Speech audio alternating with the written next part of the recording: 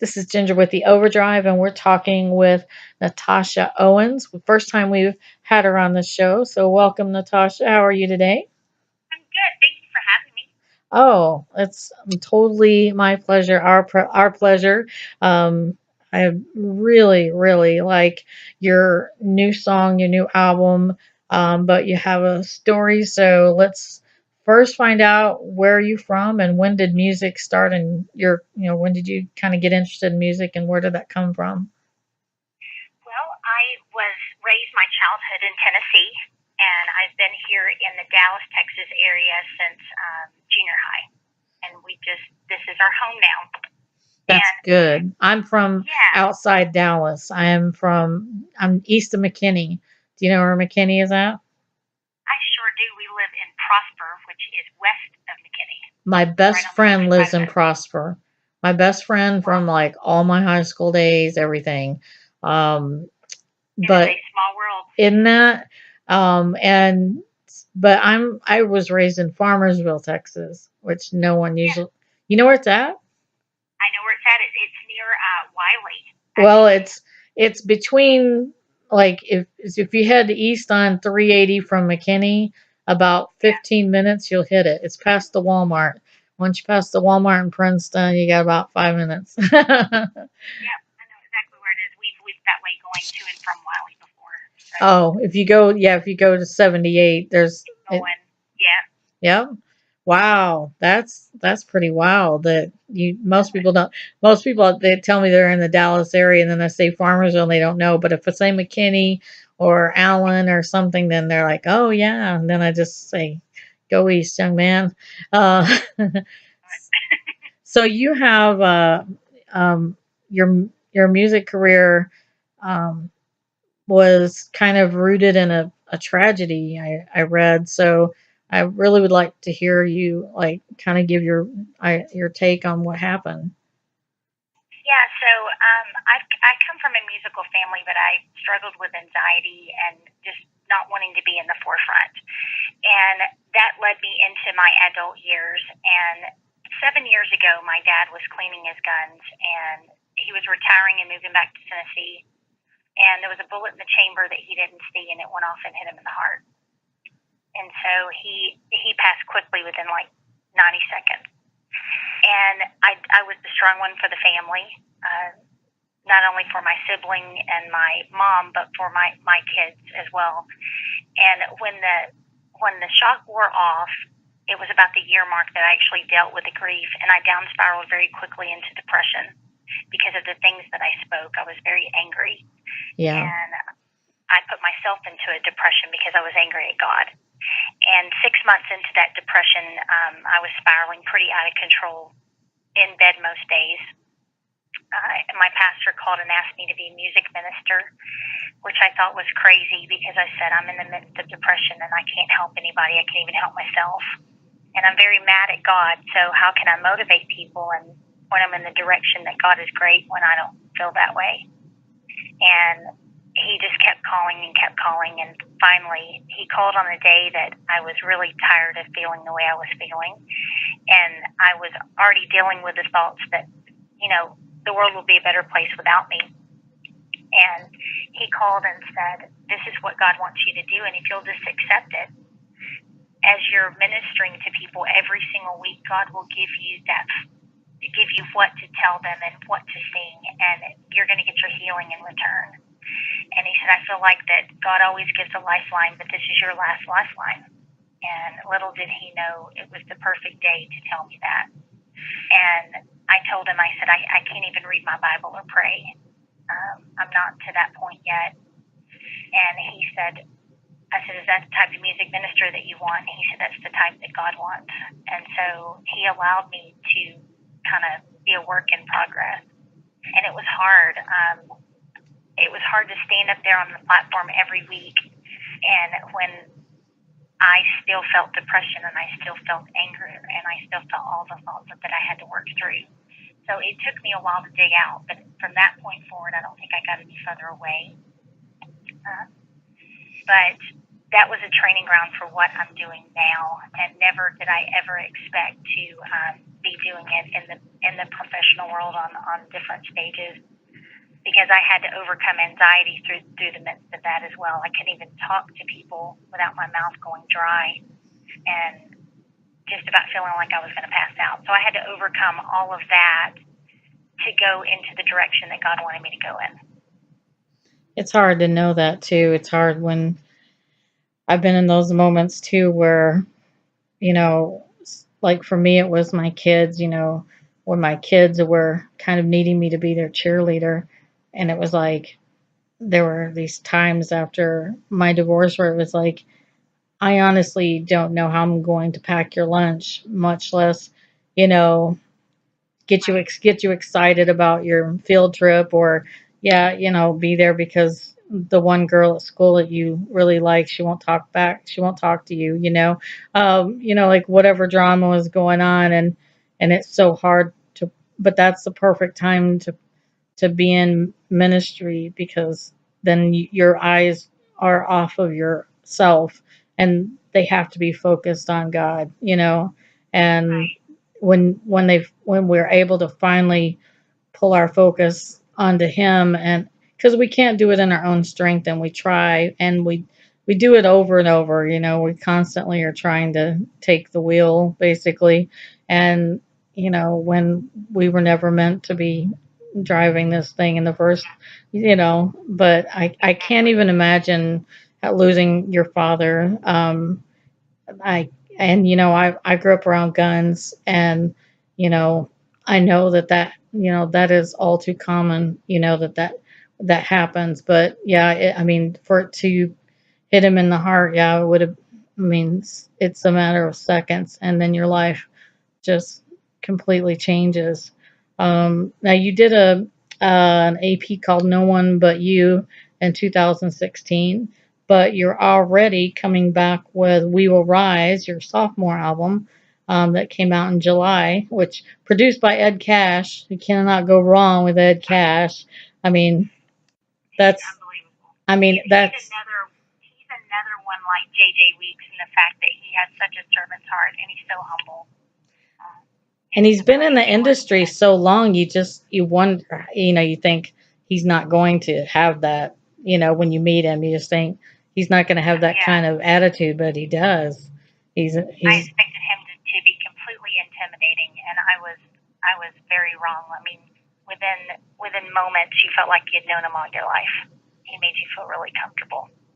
Now I will tell you, I really love "We Will Rise." That's I love the video. I love the song, but I also love "Wings." I have I was kind of looking through all of your videos, and then, but also, I mean, I was looking back at some of your other ones, and let me see make sure I got the name right of the song. I hate doing that to people. I liked I made it through, and "No One But You." I I love that one. That one was like, I don't know, because those really focused on your voice, and it's kind of like a Carrie Job slash Natalie Grant feel, like just beautiful Oh, worship sound. I really really like it. Now, what is "We Will Rise" like? I'll let you tell people, like, what is that about? What is this album about? well, the first album was called "I Made It Through," and it was really the beginning of a trial to making it through. And I thought that was my mission in life because I had smiled for years and never didn't feel that joy.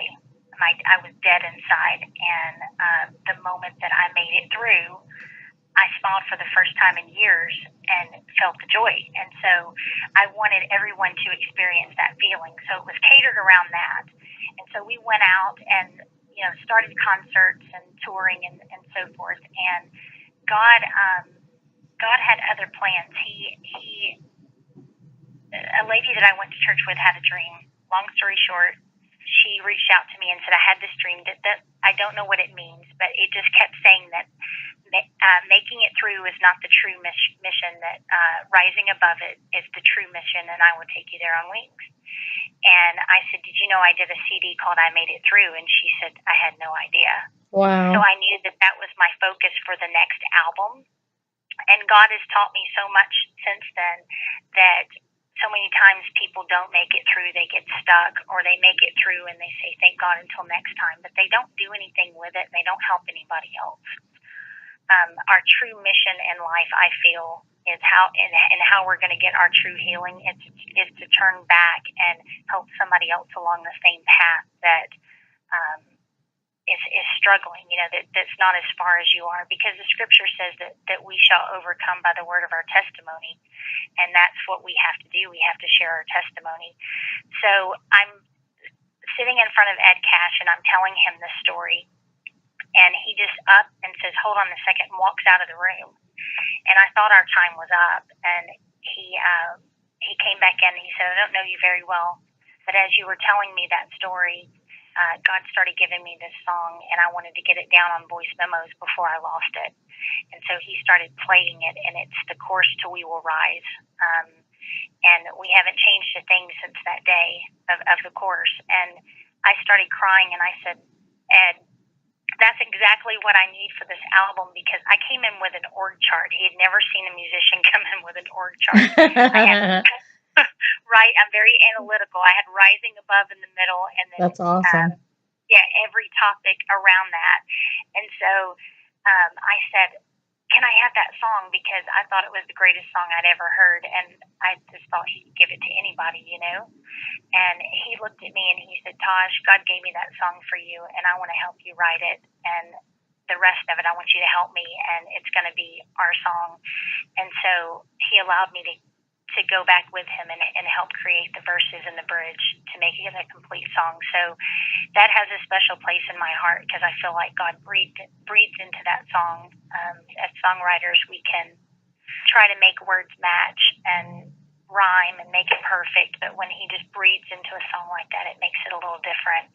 And it's an anthem for anybody who's going through something, who needs restoration, whether it's physical possessions, whether it's with the hurricanes and the fires, Yeah. or if it's emotionally or spiritually needing to be put back together. It's such a powerful anthem song for restoration.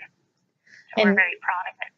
it is. I think anthem songs, even in secular music, are becoming so popular because of that need for people to feel like there's some kind of togetherness in a in one mind for something, to Right. rise up against, whether it's a disease or whether it's abuse or whatever the different causes are, but for us to rise together as a church, I think if we would put that in the forefront, we wouldn't need the anthems to everything else underneath it.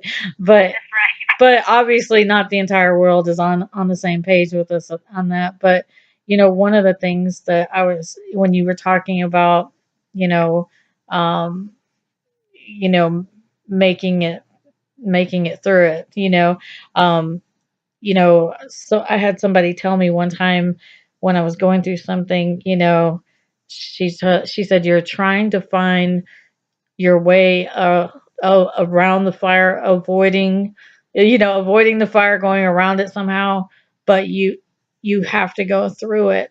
If you want true healing, you've got to go through it, and It's true. God will pull you through it, but you have to go through it. You have to feel it. You have to let yourself, like with your father, you had to let yourself grieve. You can't just hold that in and just hope it gets better. You have to go through it, and you have to let yourself feel the good and the bad so that you can see everything that he needs you to see.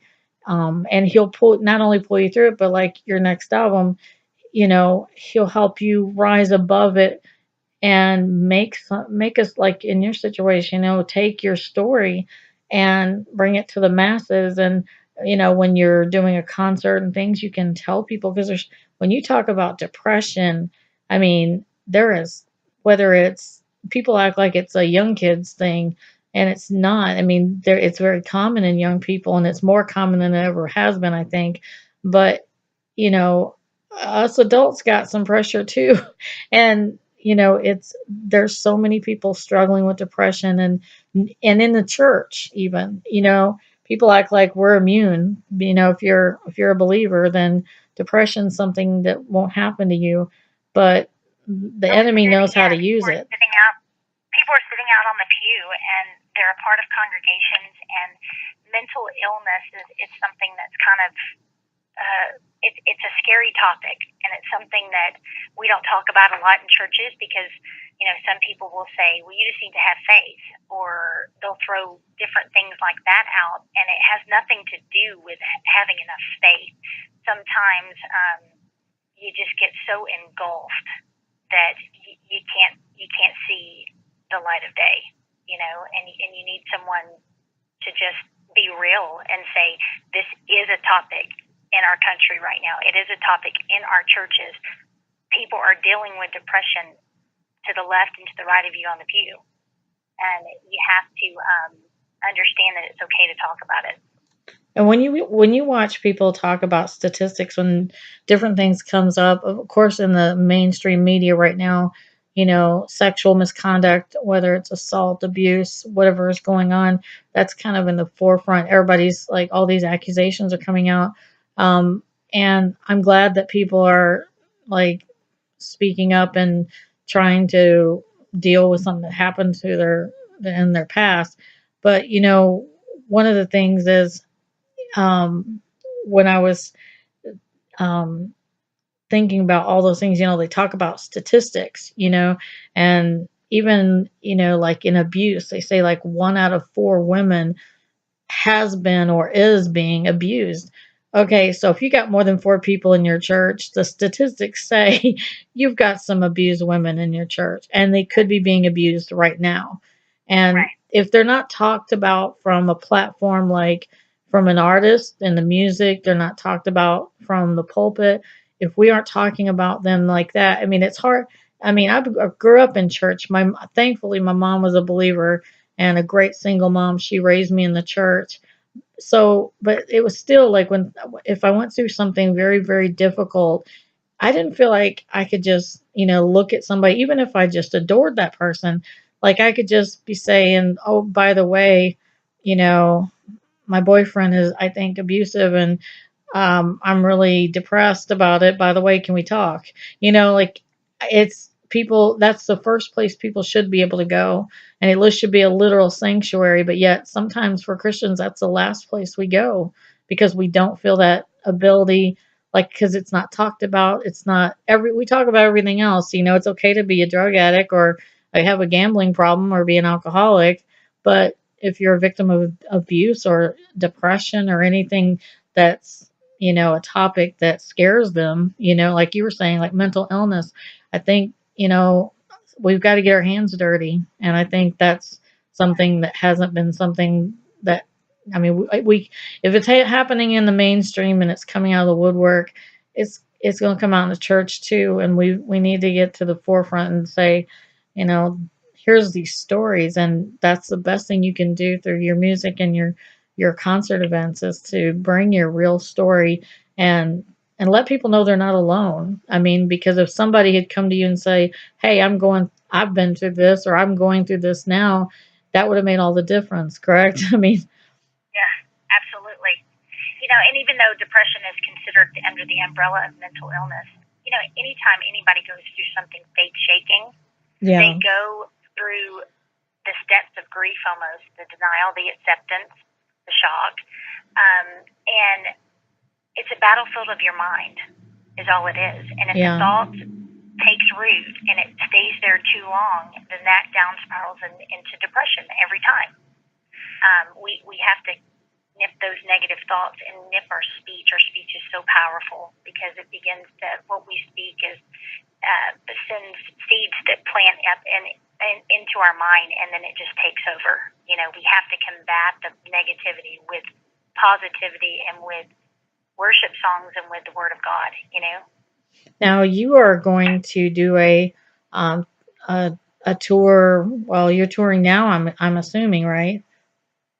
Just got off of a tour, and we are free for the holidays. I'm the first year not to do a Christmas tour. Awesome. You Yeah, got the holidays free, right? I know it. So, but you toured like with JJ Weeks and Plum, Matthew West, like several different artists this year. So that had to be Yeah. incredible. And I'm so are you got plans for next year? Are you going to tour this album or? Yeah, we're going to tour this album. It looks like I'm a part of a women's ministry called Encouragement Cafe, and it's a bunch of female radio personalities on the East Coast that started this, and so I'm the worship leader and a guest speaker for their events. So that happens every month. So we do that, and then it looks like we are in the works of doing tours with like Building 429, Matt Marr. So hopefully those aren't final yet, but we are in communication with them already and setting up spring tours. Well, that's so exciting. I will tell you, Jason Roy of Building 429 is He's also one awesome. of my most favorite people. He makes every interview not only fun, but then he's so wise. He comes out with Yeah. stuff. I'll ask him one question, and all of a sudden, I just sit there and forget. Oh, I need to ask him about his album before we get out the interview because I will just sit there in awe and listen to him, and he's just speaking totally from his heart, but it comes out in these little beautiful truth nuggets that I'm like writing down, like I got to I remember know. this, He and does so much that when he does say something that's really wise, you just like stop and turn, like where did that come from? Because you just expect him to be all jokes. yeah, and very humble, and I'm excited. I'll be looking for dates somewhere close to me. Although I will be in Texas a couple times next year because we have a horse farm with our family, and I always like to go down when the babies are born, which is like late March. But my cousin is having like a hip surgery.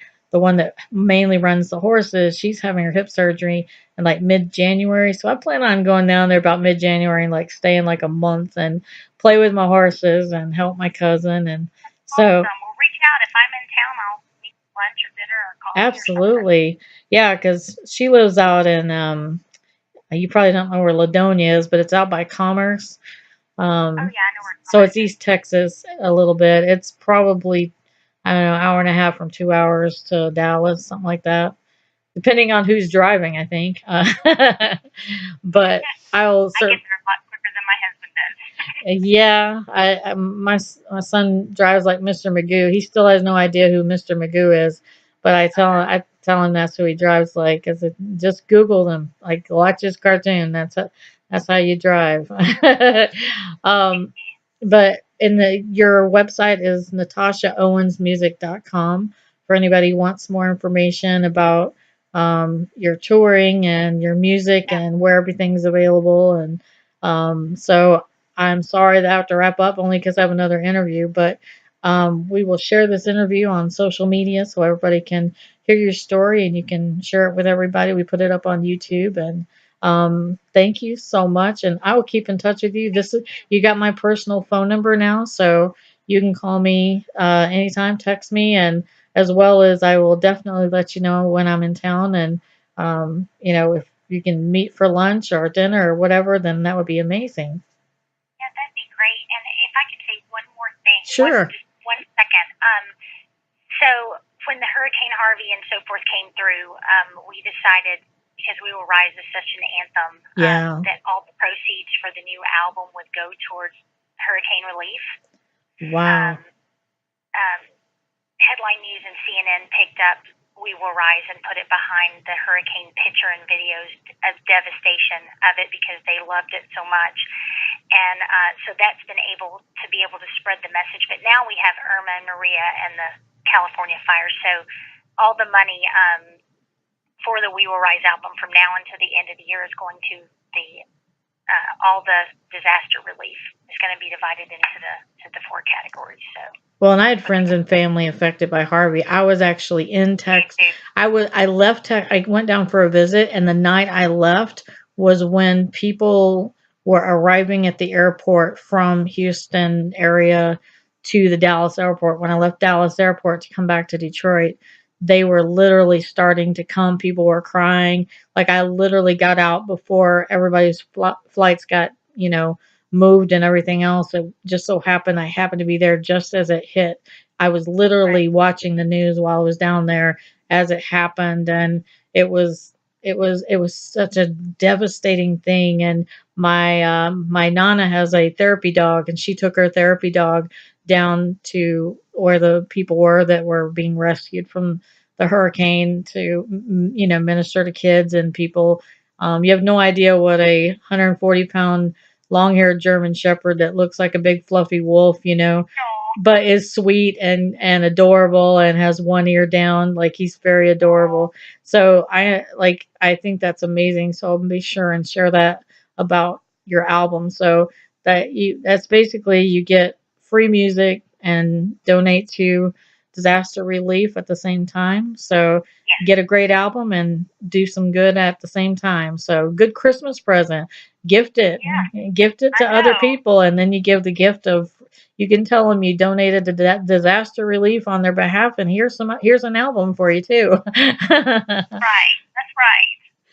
Well, thank you so so much, and I will be in touch with you, Natasha. Or I'll call you Tasha. That sounds like what you're Yes. used to being called.